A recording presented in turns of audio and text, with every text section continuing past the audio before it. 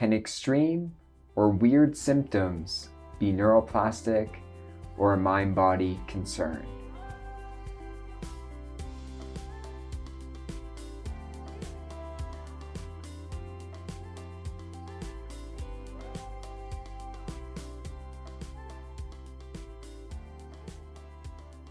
Hi everyone, welcome back to another video. Today I want to discuss a hot topic. It's something that I get asked about a lot. People ask me, are my symptoms too extreme or too weird or bizarre to be neuroplastic or a mind-body concern?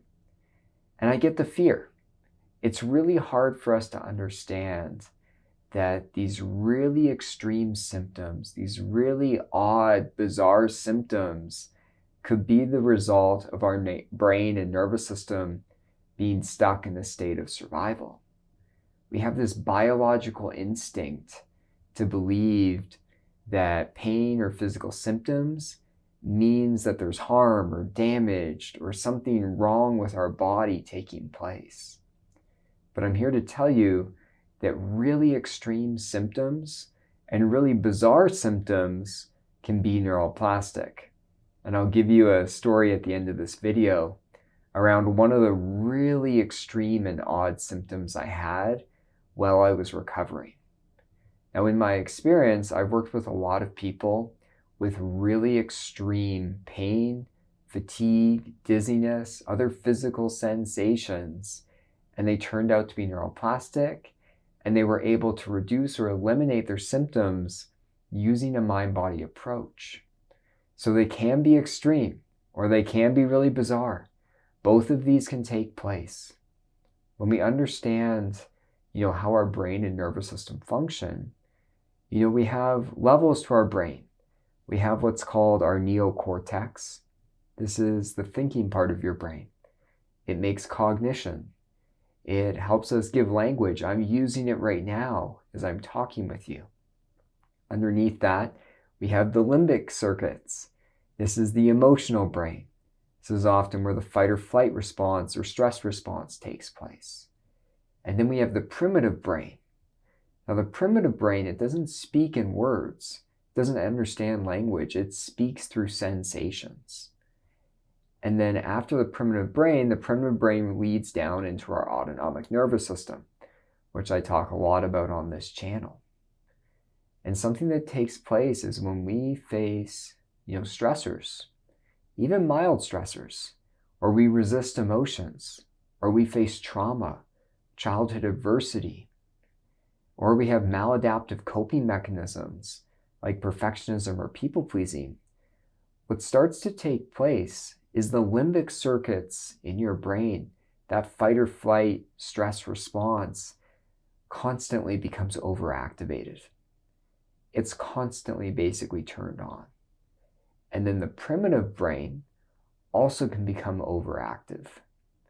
And this leads into our autonomic nervous system being incredibly dysregulated, including a high sympathetic fight or flight response taking place, or a complete shutdown of the system of like a dorsal vagal response where we shut down, collapse, freeze, and go numb. And so when this takes place in our brain and nervous system, what happens is the brain and the nervous system and the body are all interconnected. They're all connected. Every system in your body is. And so when our, emotional, primitive, and autonomic nervous system all feel in a sense of danger chronically, any symptom, no matter how extreme, is possible.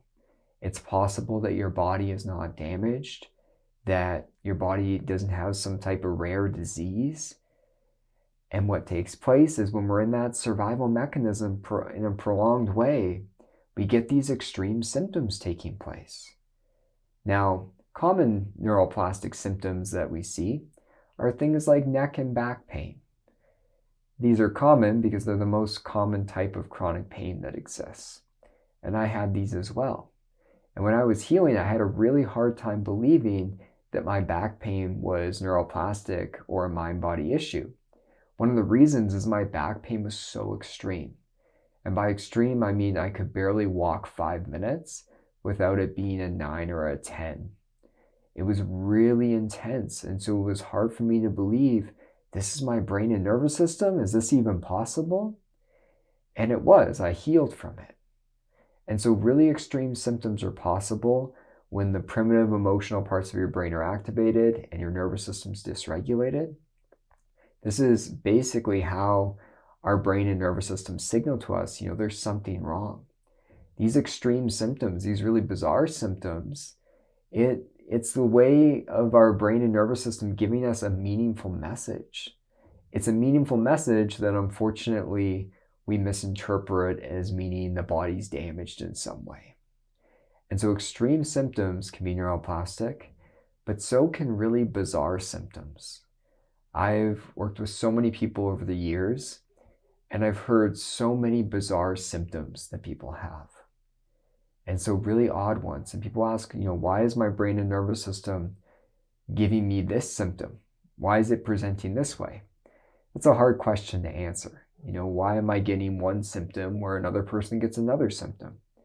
I think part of it is our brain and nervous system tend to present us with physical symptoms that we can't avoid, that we get really fearful, we get really fixated on.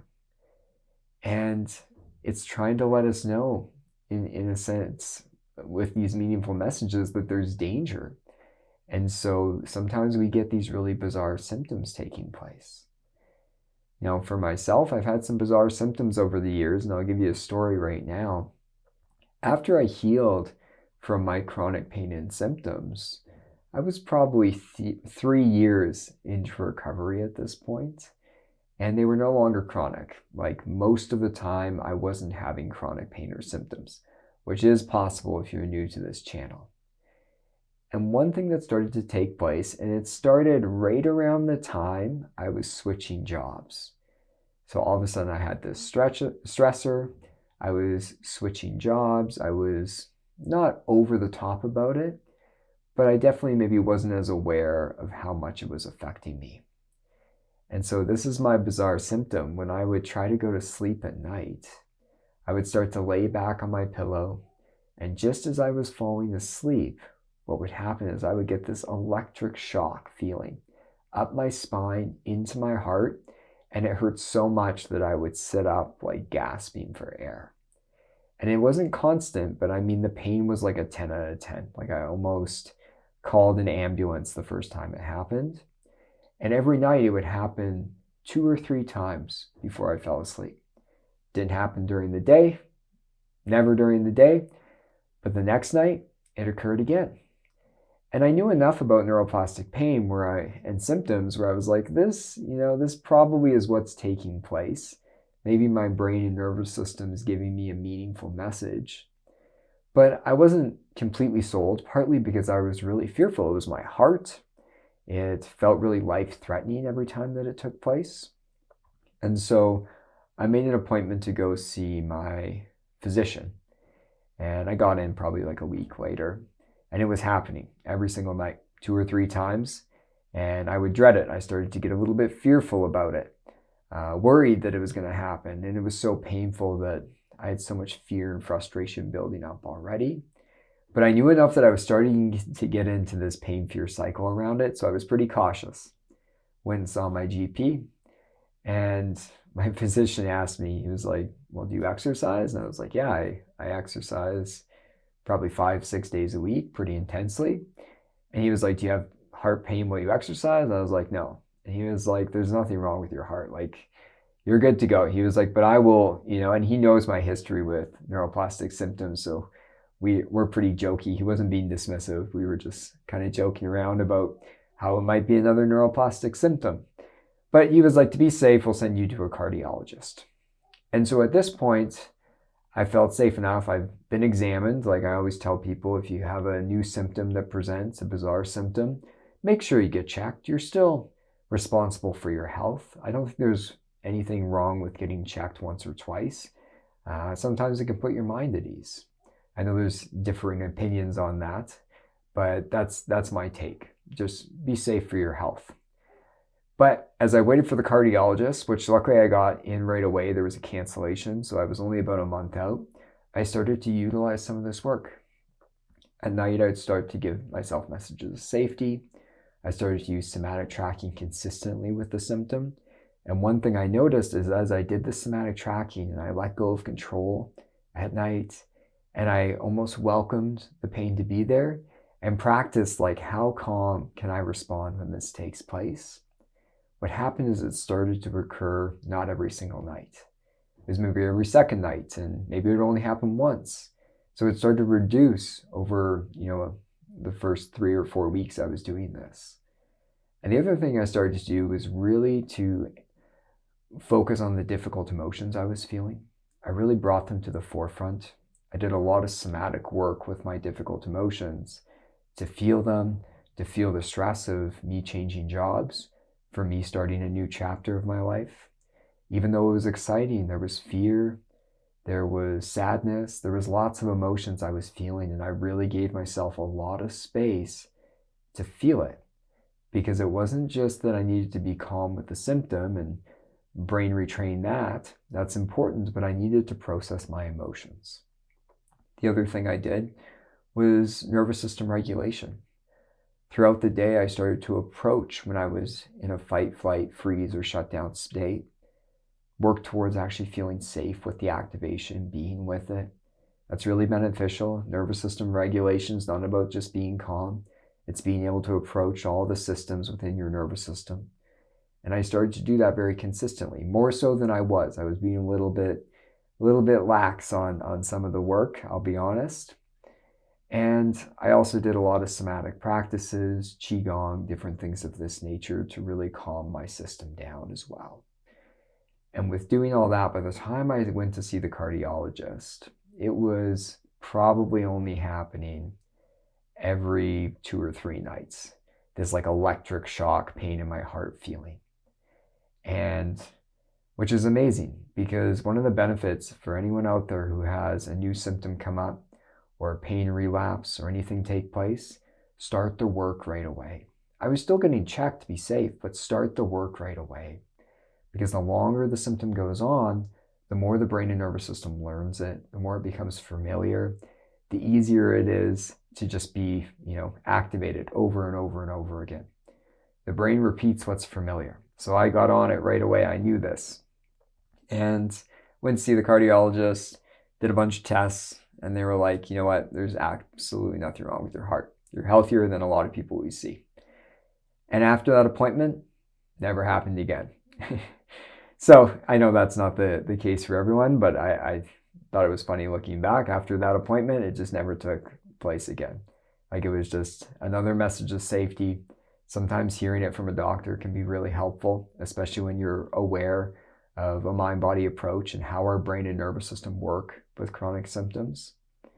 And so it just goes to show you that really odd, bizarre, extreme symptoms can be neuroplastic or a mind-body issue. And if you're struggling with this, again, if it's a new symptom, get checked. But if you had all the tests, you've been examined, it might be time to start treating your symptom by treating your brain and nervous system. And on my channel, I have lots of videos to support you in doing this for free. So check them out. Put your questions or comments down below in this video, and I will talk to you all next week. Take care.